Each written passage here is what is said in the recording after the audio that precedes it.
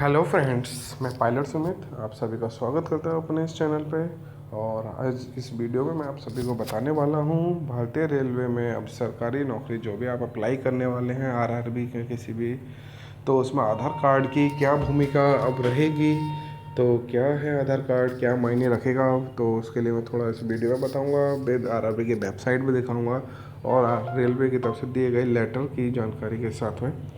तो in short मैं आपको थोड़ा सा ये बता देता हूँ वीडियो स्टार्ट करने से पहले कि अब जो भी रेलवे की जॉब्स के लिए अप्लाई करना है तो उसके लिए आधार कार्ड का होना बहुत बहुत बहुत ज़रूरी है बॉस। तो अभी आप जान लीजिए ऐसा होने की वजह क्यों है। ऐसा होने की वजह तब से ज़्यादा हो गई है जब से एनटीपीसी का एग्ज़ाम हुआ और उस एग्ज़ाम में जो भी धांधलेबाजियाँ हुई हैं उसके बाद से रेलवे ने अब आधार कार्ड को लेके अलर्ट हो गई है। और जो भी अब आपका वेरिफिकेशन वगैरह होना है, जो भी पर्सनल इन्फॉर्मेशन आपकी जाएगी वो आधार कार्ड से ही जाएगी। तो ये आप सबसे पहले ज़रूरी है कि आप ये देख लें कि आपके आधार कार्ड में दी गई जानकारियाँ, नाम, date of birth, father's name बिल्कुल करेक्ट है, जिसमें कोई भी स्पेलिंग एरर नहीं है। ये सबसे ज़्यादा ज़रूरी है। दूसरी चीज़ ये है कि जो भी आपको आप रेलवे जो भी एग्ज़ाम कराएगी तो वो जो एग्ज़ाम्स होने हैं सभी ऑनलाइन प्रोसेस स्टार्ट कर दिए गए हैं अदर्स की तरह, जैसे बैंकिंग के हैं, एसएससी के हैं। तो रेलवे भी उसी की भूमिका निभाते हुए अब रेल भी है, जो भी रिक्वायरमेंट के एग्ज़ाम हो रहे हैं उनको ऑनलाइन प्रोसेस लेना है तो कंप्यूटर की जानकारी रखना भी अब ज़रूरी हो गया है। और इसके लिए आपको मैं बता दूँ क्यों है, क्योंकि जैसा कि आपको अभी किसी और में ये इतना इम्पोर्टेंट नहीं किया, रेलवे ने इसको सबसे पहले इम्पोर्टेंट बना दिया है।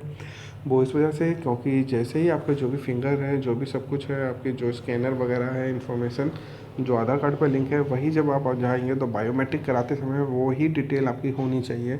वही थंब या वही फिंगर्स को आपको देना पड़ेगा जो आधार कार्ड में लिंक अप है।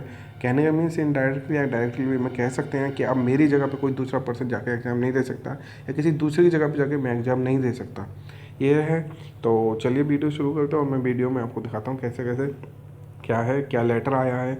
वो लेटर पूरा पढ़िएगा और वीडियो लास्ट तक देखिएगा क्योंकि ये वीडियो एक बहुत ज़रूरी वीडियो है। क्योंकि आधार कार्ड अब बहुत मायने रखने वाला है रेलवे के अंदर में, अगर आप रेलवे की किसी भी जॉब के लिए तैयारी कर रहे हैं तो उससे पहले मैं आपको चलिए चलते हैं अपने गूगल पे ही और डालते हैं वेबसाइट www.rrb अहमदाबाद बोर्ड ने इसकी इन्फॉर्मेशन अपने उसमें डाल दी है। तो मैं अहमदाबाद को टच करके ओपन करता हूँ, आरआरबी अहमदाबाद। तो जैसे ही आपने देखा होगा तो रेलवे भर्ती बोर्ड अहमदाबाद ऊपर ही आपको दिख जाएगा, ऑफिशियली वेबसाइट है इसमें, आपको ये मैं भी बता देता हूँ। उसके अलावा जैसे अदर वेबसाइट के लोगो वगैरह और सब चीज़ें हैं, साइड में आपको दोनों इंग्लिश ऑब्लिक हिंदी दोनों में आपको ही व्यू दिखता है। इसमें ऐसा नहीं कि आपको हिंदी इंग्लिश है। तो मेन जो मैं बात करने वाला हूँ आज इस वीडियो में सिर्फ और मैं उसी पे बात करूँगा, बाकी अदर की कोई ज़रूरत नहीं है। तो ये टॉपिक भी बहुत जानकारी का है।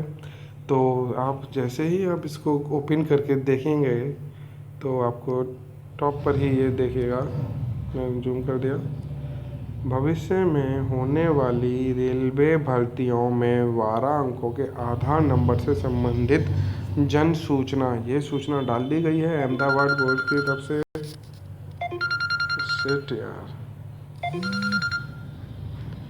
ठीक। तो ये सूचना जो है, मैं सॉरी वो कॉल की वजह से। तो भविष्य में होने वाली भर्तियों में 12 अंकों के आधार से संबंधित जन सूचना, वो जन सूचना क्या है वो पढ़ लेते हैं। जो मैंने इन शॉर्ट वे में आपको बताई है वो रेलवे के लेटर पे रेलवे ने क्या क्या दिए रखा है उसको पूरा पढ़ेंगे। आप इसको इस पे जाएंगे अहमदाबाद पे और अहमदाबाद पे टॉप पे ही आपको मिल जाएगी। तो इसको टच करते हैं और इसको डाउनलोड करते हैं। तो मेरी ऑलरेडी डाउनलोड है तो मैं रिप्लेस फाइल कर देते हैं। अब डाउनलोडिंग स्टार्ट हो चुकी है। स्टार्ट होने के बाद में जो भी है वो मैं आपके सामने आता है क्या क्या है। तो सबसे पहले जो है जन सूचना आपकी दी जो गई है। अभी इसमें इसने ये ओपन नहीं किया कि ये सिर्फ अहमदाबाद बोर्ड के लिए है या किसके लिए, लेकिन रेलवे में ये समझ लीजिए सभी रेलवे भर्ती बोर्ड द्वारा, इस लाइन को आप पढ़ेंगे तो आप समझ जाएंगे कि अब ये सभी रेलवे भर्ती बोर्ड इसको आगामी परीक्षा में लेने वाले हैं। तो आप ये जान लीजिए आधार कार्ड नहीं बना है तो बना लीजिए, और अगर उसमें कोई भी रिकॉर्ड अनकरेक्ट है, जो भी इनकरेक्ट रिकॉर्ड पड़ा हुआ है उसको अपडेट करके करेक्ट करा लीजिए बॉस, बहुत ज़रूरी होने वाला है। तो वीडियो अगर अच्छी लगे तो मैं अभी बता देता हूँ, लास्ट तक देखना। दूसरी चीज़ है कि और भी अगर इससे संबंधित कोई जानकारी आएगी तो मैं आपको बता दूंगा। तो पढ़ते हैं, ठीक। थोड़ा पढ़ने में थोड़ा सा टाइम लग सकता है लेकिन ये बात ज़रूरी है इसलिए मैं इसको पूरा पढ़ूंगा और अगर आपको डाउनलोड करके खुद पढ़िएगा, लेकिन मैं अभी इसे वीडियो में आपको बताता हूँ और इसके पढ़ने के बाद मैं कुछ बातें और बताऊँगा जो आपके लिए इम्पोर्टेंस हो सकती हैं।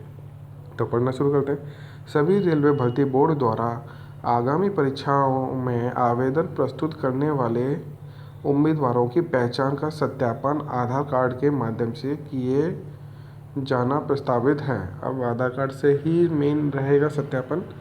तो रेलवे भर्ती बोर्ड की परीक्षाओं को निष्पक्ष तरीके से, अब निष्पक्ष आप समझ ही रहे होंगे कि उसमें क्लियरेंस के साथ में तरीके से आयोजित करने तथा प्रतिरूपण के प्रयासों को रोकने के लिए उम्मीदवारों की सही पहचान को यह है महत्वपूर्ण। Just second. रेलवे भर्ती बोर्ड की परीक्षा को निष्पक्ष तरीके से आयोजित करने तथा प्रतिरूपण के प्रयासों को रोकने के लिए उम्मीदवारों की सही पहचान हो, यह महत्वपूर्ण है। पहचान का यह तरीका उम्मीदवारों के लिए भी सुविधाजनक एवं परेशानी मुक्त होगा।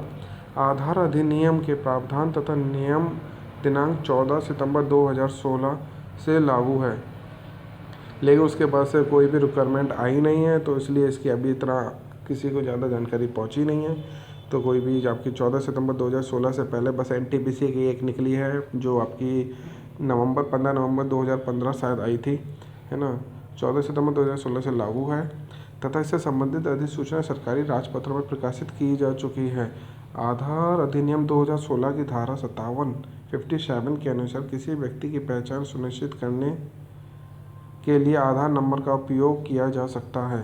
तदनुसार ऐसे उम्मीदवार जो रेलवे में नौकरी पाने हेतु इच्छुक हैं, देख लीजिए यहाँ पे उसने बोल दिया खुद ही, ऐसे उम्मीदवार जो रेलवे में नौकरी पाने हेतु इच्छुक हैं से अनुरोध है कि वे आधार कार्ड बनवा लें तथा ऑनलाइन आवेदन प्रस्तुत करते समय अपना 12 अंकों का आधार नंबर दें। ऐसे उम्मीदवार जिन्होंने आधार कार्ड हेतु पंजीकरण करवा लिया है परंतु आधार कार्ड प्राप्त नहीं हुआ है, वे 28 अंकों का आधार पंजीकरण नंबर, जो आपका एक स्लिप आती है उसको मीन्स है 28 अंकों के आधार का पंजीकरण नंबर आवेदन करते समय दे सकते हैं।